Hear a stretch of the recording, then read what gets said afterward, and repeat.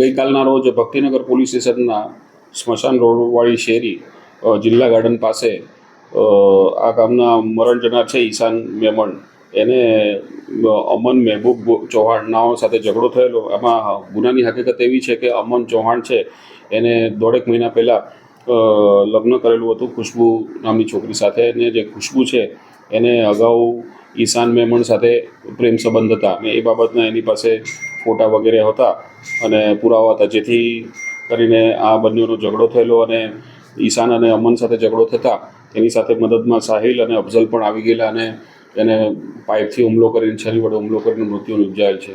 અને આ બાબતે ભક્તિનગર પોલીસ સ્ટેશનમાં 103(1) મુજબનો ગુનો ખૂનનો દાખલ કરેલ છે અને આગળની તપાસ પીઆઈ કરી રહ્યા છે. કુલ 3 આરોપી છે. હાલમાં પોલીસ કબજામાં સાહિલ અને અફઝલ છે. અમન ભાગી ગયા છે.